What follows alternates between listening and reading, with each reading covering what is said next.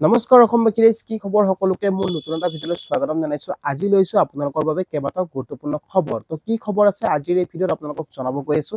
তো গতিকে ভিডিঅ'টো কোনো স্কিপ নকৰি শেষলৈকে চাই থাকিব। বলক ভিডিঅ'টো আৰম্ভ কৰো। Welcome to my channel good luck Assam.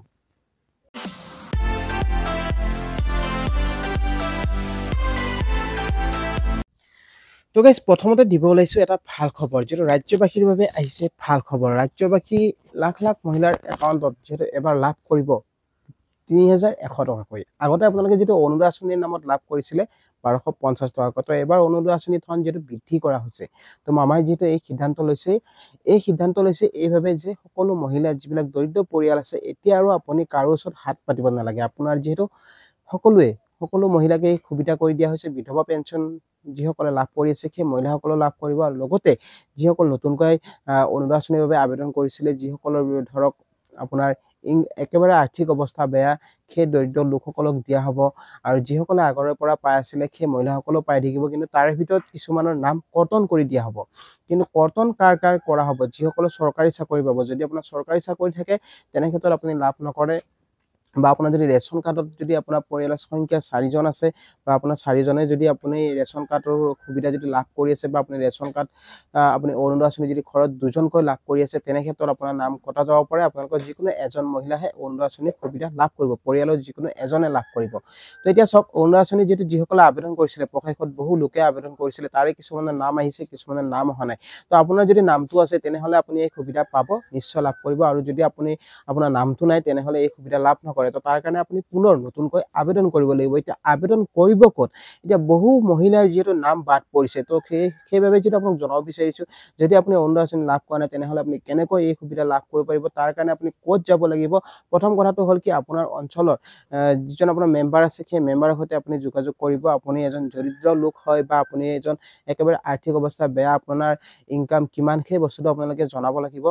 সেই বস্তুটো আপুনি যেতিয়া জনাব, আপুনি দেখুৱাব লাগিব। দেখুৱাৰ পিছত আপুনি নিশ্চয় লাভ কৰিব পাৰে এই সুবিধা। আৰু মামাই যিহেতু কৈছে যে সকলোকে দিয়া হ'ব, পৰিয়ালৰ সকলো পৰিয়ালৰে একোজনকৈ মহিলাক যেটো এই সুবিধা দিয়া হ'ব, কিন্তু তাৰে ভিতৰত যেটো আৰ্থিক অৱস্থা যিসকলৰ বেয়া সেইসকলে লাভ কৰিব। এতিয়া যেটো দেখা গৈছে যে বহুত ধনী ঘৰৰ মানুহ যেটো অৰুণোদয় আঁচনিৰ সুবিধা লৈ আছে। তো মামাই কৈছে যে এইবিলাক যেটো নাম কাট খাই যাব, যিসকলৰ একেবাৰে যোগ্য হয় সেই যোগ্য মহিলাসকলেহে লাভ কৰিব।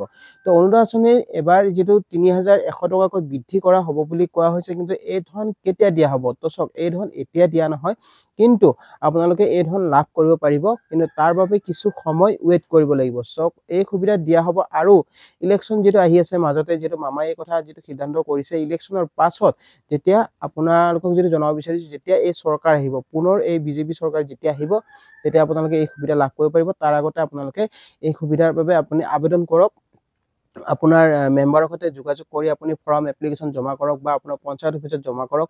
যেটো নতুনকৈ ফৰ্ম মুকলি কৰি দিয়া হ'ব, আৰু কিছুদিন পিছতে হয়তো দিব পাৰে, নতুনকৈ ইলেকশ্যনৰ আগে হয়তো ফৰ্ম আৰু উলিয়াব পাৰে। সেই ফৰ্ম যেতিয়া ওলাব আপোনালোকে আবেদন কৰিব। আবেদন কৰাৰ পিছত আপুনি নতুনকৈ এই অৰুণোদয় আঁচনিৰ সুবিধা লাভ কৰিব পাৰিব।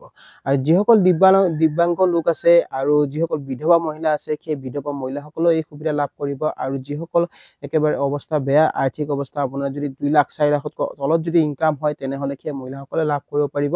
আৰু সকলোকে, যেটো মামা কৈছে সকলোকে দিয়া হ'ব এই সুবিধা। তো আপোনালোকে কিছুদিন ওয়েট কৰক, আপোনালোকে এই সুবিধা লাভ কৰিব পাৰিব। আৰু অৰুণোদয় আঁচনিৰ ধন এবাৰ যেটো ৩,১০০ টকালৈ বৃদ্ধি কৰা হ'ব।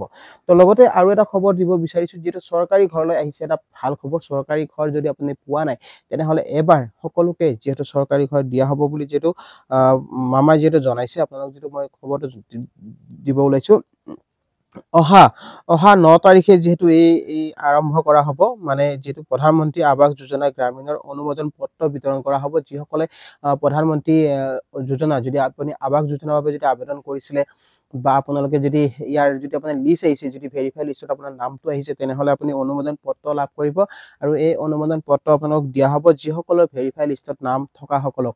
আৰু ইয়াৰ বাবে আপোনালোকে যেটো আগৰে আপোনাৰ নাম আহিব লাগিব, আপোনাৰ লিষ্টত নাম থাকিব লাগিব।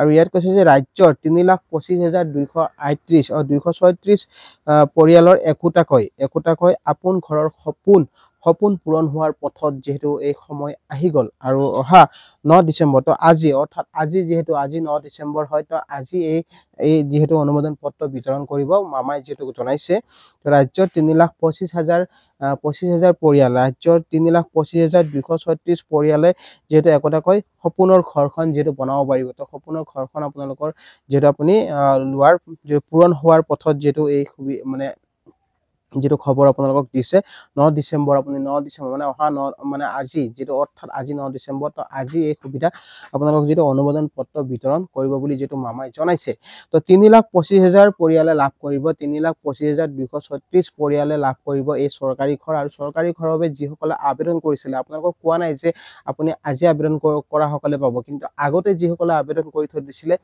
হেসকলৰ নাম থাকিব লাগিব আপোনাৰ ভেৰিফাই লিষ্টত আপোনাৰ নাম আহিব লাগিব আপোনাৰ যেটো যে আপোনাৰ যেটো জিঅটেক হ'ব লাগিব জিঅটেক হোৱাৰ পিছত আপোনাৰ ঘৰৰ ফটো নিব নিয়াৰ পিছত আপোনাৰ ভেৰিফাই ফাইনেল লিষ্ট আহিব সেই ফাইনেল লিষ্টত আপোনাৰ যেটা নাম থাকিব সেই তেতিয়াহে আপুনি চৰকাৰী ঘৰৰ আপুনি সুবিধা লাভ কৰিব পাৰিব আৰু এই অনুমোদন পত্ৰ পোৱাৰ পিছতে আপুনি আপোনাৰ যেটো পইচা আপোনাৰ একাউণ্টত সোমাব পাৰে সোমোৱাৰ পিছত আপুনি চৰকাৰী ঘৰৰ সুবিধা আপুনি পূৰণ কৰিব পাৰিব তো গাইস আই হোপ আপোনালোকে নিশ্চয় ভিডিওটো বুজি পালে আৰু আপোনালোকক যেটো দুটাকৈ খবৰ জনালো অৰুণোদয় আঁচনি ধন বৃদ্ধি কৰা হ'ব 3,100 টকালৈ আৰু ইফালে চৰকাৰী ঘৰৰ যেটো খবৰটো জনালো চৰকাৰী ঘৰৰ যেটো অনুমোদন পত্ৰ আজি দিয়া হ'ব তো গাইস আই হোপ আপোনালোকে নিশ্চয় ভিডিওটো বুজি পালে আজি আপোনালোক দুটাকৈ খবৰ জনালো ভিডিওটো চাই যদি কেনেকুৱা পালে জনাব ভিডিওটো চাই যদি ভাল পাইছে তেনেহলে লাইক শেয়াৰ আৰু লগতে চেনেলটো যদি নতুনকৈ আহিছে তেনেহলে সাবস্ক্ৰাইব কৰিব নাপাহৰিব আৰু কাষত থকা বেল আইকনটো প্ৰেছ কৰি দিব যাতে এনেকুৱা ধৰণৰ নতুন নটিফিকেশন আহিলে ভিডিও আহিলে আপোনালোকে সকলোতকৈ আগত পাই থাকে তো গাইস আজিলৈ মানে জয় অসম